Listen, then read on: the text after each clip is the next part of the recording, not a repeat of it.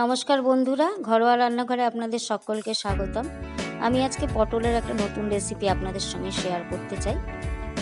আপনারা রেসিপিটি কিন্তু সম্পূর্ণ দেখবেন। রেসিপিটি বানানোর জন্য আমি নিয়ে নিয়েছি হাফ কাপ মসুরির ডাল, 1 কাপ ছোলার ডাল।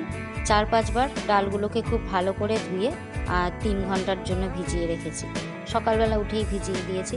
কতগুলো পটল নিয়েছি, পটলগুলোকে অবশ্যই কিন্তু দুপাশ কেটে বাদ দিয়ে হালকা করে ওপর দিকটাকে একটু ছাড়িয়ে নিলেই হবে। তবে পটল যদি পাকা হয় তাহলে কিন্তু বীজগুলোকে ফেলে নেবেন, আর চেষ্টা করবেন একটু কচি পটল নেওয়ার জন্য। পটলগুলোকে আমি স্ক্র্যাপারে ঘষে নিয়েছি, আর ডালগুলো আমার বেশ ভালো ফুলে উঠেছে। একটুখানি লঙ্কা আর লবণ দিয়ে পেস্ট বানিয়ে নিয়েছি। এই পেস্টের মধ্যে দিয়ে দিলাম পেঁয়াজ কুচি, লঙ্কা কুচি, একটু কালো জিরে, হলুদ, সামান্য একটু লবণ আর রসুন কুচি।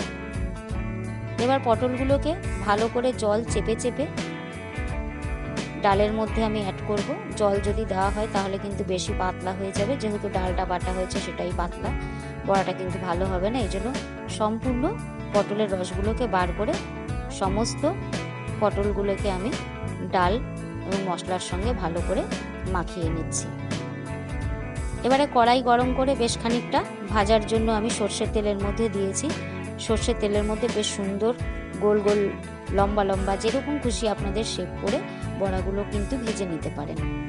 মিডিয়াম আছে বড়াগুলোকে ভাজতে হবে, যেহেতু ভেতরে পটল আছে তাই ভেতর পর্যন্ত সিদ্ধ হয় যাতে, সেই জন্য আঁচটাকে মিডিয়ামে রেখে বেশ খানিকক্ষণ টাইম নিয়ে কিন্তু ভাজতে হবে। এপিট ওপিট করে উল্টিয়ে সমস্ত বড়াগুলোকে ভাজতে হবে। তবে আপনাদের কাছে রিকোয়েস্ট রইল, যারা আমার চ্যানেলে নতুন তারা কিন্তু অবশ্যই চ্যানেলটিকে সাবস্ক্রাইব করতে ভুলবেন না। আর ভালো লাগলে অবশ্যই বেশি বেশি করে শেয়ার করবেন। সবকটা বড়া কিন্তু আমি ভেজেছি। এটা হচ্ছে আমার ঝোল করার জন্য বড়া। এবার আমি কিছু বড়া ছোট ছোট করে ভাজবো, যেগুলো আপনারা ডালের সঙ্গেও খেতে পারেন অথবা স্ন্যাক্স হিসেবেও টমেটো সস দিয়ে খেতে পারেন। চায়ের সঙ্গেও কিন্তু খেতে খুবই ভালো লাগবে রেসিপিটি। আপনাদের কাছে রিকোয়েস্ট হলো অবশ্যই রেসিপিটি একবার বানিয়ে খেয়ে দেখবার জন্য। বেশ লাল করে মিডিয়াম আছে বড়াগুলোকে ভেজে নিয়েছি। দেখতে দেখুন কত সুন্দর লাগছে, পুরো গোল্ডেন কালার। টমেটো সস দিয়ে খেয়েছি, খুব টেস্ট কিন্তু। এবারে আমি বড়ার ঝোল বানানোর জন্য আলু কেটে নিয়েছি, কিছুটা আদার কুচি, 4-5টা রসুন কুচি আর 2টো মিডিয়াম সাইজের পেঁয়াজকে কুচিয়ে পেস্ট করে নিয়েছি। 2টো টমেটোকে কুচি করে নিয়ে এরও একটা পেস্ট বানিয়ে ফেলবো আমি। এবারে তেলের মধ্যে আরেকটু তেল দিয়ে আলুগুলোকে একটু সামান্য হলুদ আর লবণ দিয়ে বেশ লাল করে মিডিয়াম আঁচে ভেজে নেব। মিডিয়াম আঁচে ভাজলে কিন্তু আলুটা মোটামুটি ওখানে আধা সিদ্ধ হয়ে যায়, তাই মিডিয়াম আঁচে রেখেই আলুটা ভাজলে ভালো হবে।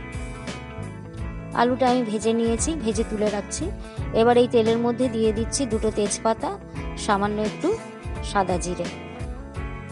পেঁয়াজ রসুনের পেস্টটা এর মধ্যে দিয়ে দিলাম, দিয়ে মিনিট 2-1 মতন আমি কিন্তু মিডিয়াম আঁচে তেল বার হওয়া পর্যন্ত নাড়াচাড়া করেছি। এবার আমি এর মধ্যে টমেটো পিউরিটা দিয়ে দিলাম। টমেটো পিউরিটা দিয়েও আমি মিনিট 2-1 একটু মিডিয়াম আঁচে নাড়াচাড়া করে নিয়েছি। যখন তেল বেরিয়ে আসবে মশলাটা কিন্তু আমার কষা হয়ে যাবে। এর মধ্যে এবার আমি মশলাগুলো দিয়ে দিচ্ছি 1 চামচ কাশ্মীরি লঙ্কার গুঁড়ো, 1 চামচ হলুদ গুঁড়ো আর 1.5 চামচ আমি শুকনো লঙ্কার গুঁড়ো দিলাম, 1.5 চামচ জিরের গুঁড়ো দিয়ে ভালো করে এগুলোকে নাড়িয়ে নিচ্ছি, তলায় লেগে যাবে তাই। এবার অ্যাড করছি সামান্য একটু চিনি। আপনারা না ইচ্ছা করলে চিনি দেবেন না, যারা পছন্দ করেন না। আর দিয়ে দিচ্ছি স্বাদ অনুযায়ী লবণ। মশলার বাটিটা ধুয়ে জলটা দিয়ে খুব ভালো করে একটু কষিয়ে নিলাম।